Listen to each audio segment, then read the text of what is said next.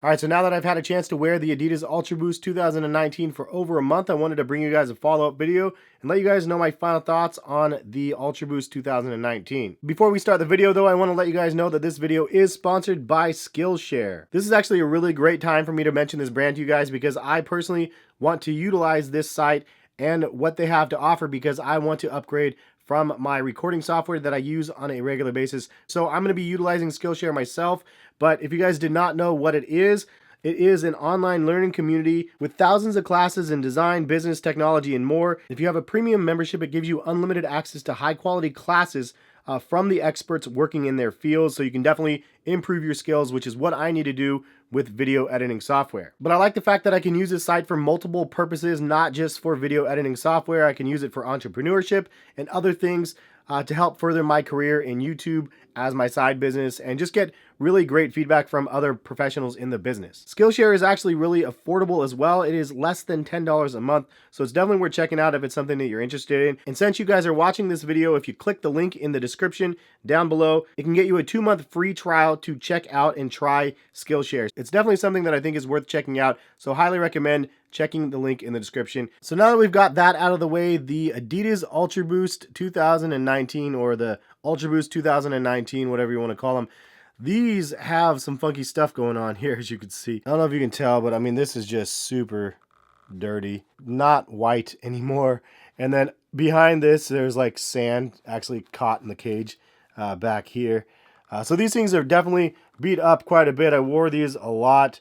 And I mean, I really try to make sure when I do these videos that I give you guys a true depiction of how they are day in and day out and on my feet, not just like telling you that I wore them for a month. I really am trying to make sure that I'm wearing them all the time. So the Ultraboost 2019 is definitely different looking than I think what a lot of people were hoping for.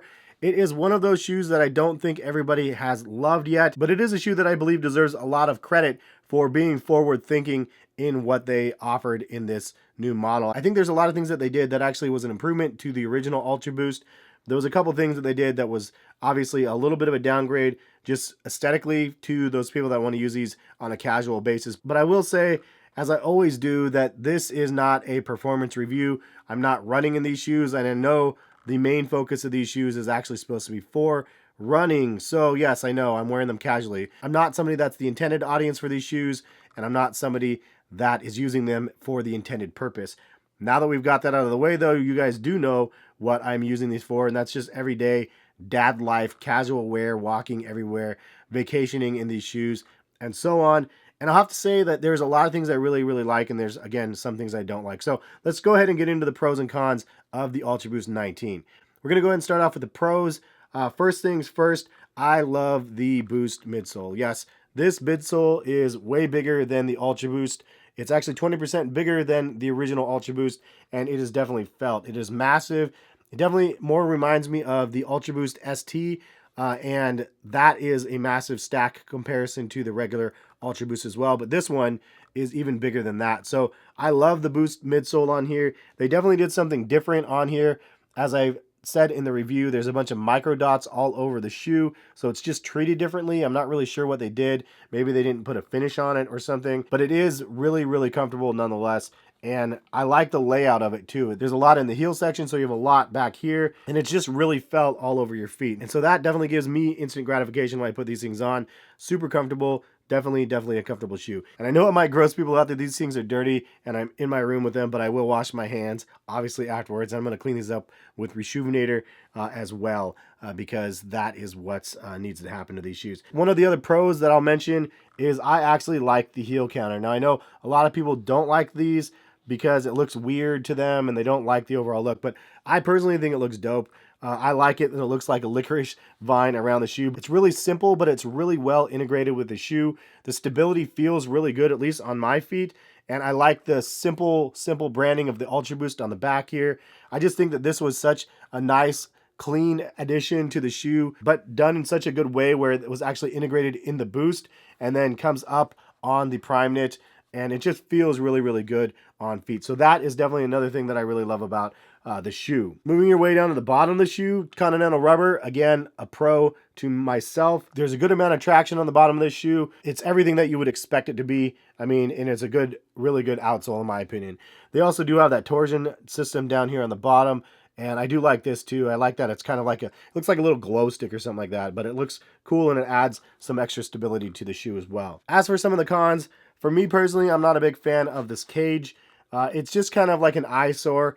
If you guys didn't see, I did do an uncaging video where I actually removed the cage and painted the midsole black on a different colorway, and I actually really like the results of that. I don't really love the look of this cage. It just looks weird, and even worse, I have sand, again, stuck behind here that I couldn't even get out when I washed these out in Hawaii. I actually cleaned these one of the days because they were so filthy and full of sand, but I couldn't get all the sand out, unfortunately, just because of the way that these are designed. Like it is like a fishing net. It gets stuck back here and you can't get it out. I thought at the very least if they were going to have this included, it would have been breathable, but it's not a breathable material. It's literally like a plastic sheet over top of your foot. Although it does add the lockdown to the shoe that you need, it's just not aesthetically pleasing, and it's, I don't know, it's just not very functional, the fact that it's not breathable. But that is one of the things I don't like about the shoe. The other thing is the attached tongue. Now, I know, again, this is for running. Lockdown-wise might be great for those people that like that, but for somebody that's a lifestyle dude, I think that this wave is done. I feel like the attached tongue thing just needs to go away for a while. I like to have more of a loose feel on my feet. I don't like it overly cinched down, and this, you can't avoid it, unfortunately, because it's so sock-like that this section all right here is just really, really conforming to your foot, which some people might really like, but I personally just have a wider foot, and it just is less comfortable on this section for me. It's like I put my feet in, wear them, and then I take them out, and I feel like I have, you know what I mean? If your socks are too tight, you have that little sock print right here, or, you know, on your foot. That's the way I feel like this gives me like this additional like compression on my foot that I just don't want. So for me, that's just one of those things that I'm not really a big fan of. And the last thing is the Primeknit upper is nice. It's not terrible, but I don't like the design. I think that for whatever it's worth, they could have done a better design for the shoe. The fact that it takes and has the split design here, so it's a thicker Primeknit down here, and then more of a stretchy Primeknit across here, but it has like the weird grid lines on it. I mean, it's not terrible, but it's not like dope, you know what I mean? Like there's some designs that you look at a shoe and you go, that was wild, that was like really well executed. I don't feel that when I look at this. It just doesn't have that effect for me personally. But I mean, it's a comfortable shoe and it's made well. It's just aesthetically, it just looks weird to me. And because of that, I'm not the biggest fan of that. But I have worn these for like a month or so, so I will say they do feel great on feet. It is everything you would expect from an Ultraboost, in my opinion. Some people may disagree, but I love the original Ultraboost. The Ultraboost 2019 definitely delivers on a comfort level. Aesthetically, though, it's not as dope as I think what we would have hoped for. And because of that, it hasn't drawn all of the attention that the shoe probably deserves. Because the shoe deserves a lot of attention. It's a really comfortable shoe. And I know that Adidas Boost wave has definitely died down for a lot of people. But for diehards like myself, I still love the Ultraboost and Boost technology in general. And the 2019 version of these offer a lot of boost. And for a relatively decent price. I mean, it's not overly inflated. It's not over $200 for these. I think they're actually $180. More pairs are coming soon, so check the link in the description. It'll take you over to Adidas page so you can see when more are dropping. But I think it's a great shoe. I feel like that there are some shortcomings again with the design, but the overall comfort of the shoe is definitely something that I enjoy. As for sizing, though, it is a little bit confusing. I did get a size 9 and a size 10 because we do not have half sizes. So I wanted to let you guys know that for me personally, the way I like to wear my shoes, which is casually and loose, I don't like to have them overly tight. The 10 is a better fit for me than the size 9. The 9 fits just fine, but for me personally though, the 10 fits just that much better because it is a little bit longer and less restrictive for myself, thus in this part right here. So for those wondering, I mean, that's just the way I would wear them. If I was actually going to be running in these shoes though, I would probably go down a half a size to the size 9 instead of the 10, even though I'm a 9.5. So throwing that out there, again, it depends on your use case. And that's why sizing is really difficult. When somebody asks me on Twitter and Instagram, like how I chose a size, it's like more of a conversation point because I chose a size because of the way that I use the shoes.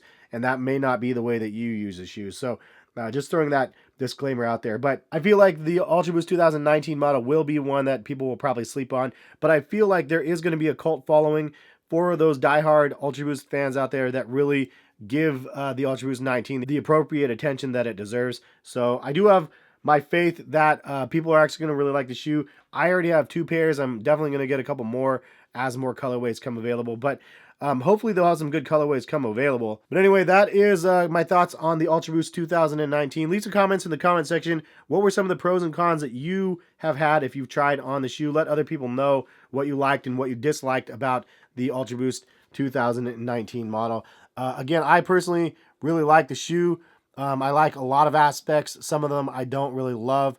But at the end of the day, it is a shoe that I would definitely rate very highly. These are a really amazingly comfortable shoe, though. If I had to give them a rating, I'd probably give them an 8.5 out of 10. The regular Ultraboost, I'd probably give a 10 out of 10, just because the aesthetics of the shoe looks so much better to myself than these. But they still get a really high rating because they are really, really comfortable. So I wouldn't completely write these off if they don't look as cool as the originals. But I feel like they definitely are going to be growing on people through the year more and more. And who knows, if they change the upper up a little bit more, like these could be really something that people look for. So it'll be interesting to see what happens in 2019. But so far, the Ultraboost 2019 gets a B+ in my book. Anyways, that is my video. Hopefully you guys enjoyed. If you guys did like it, hit the thumbs up, please.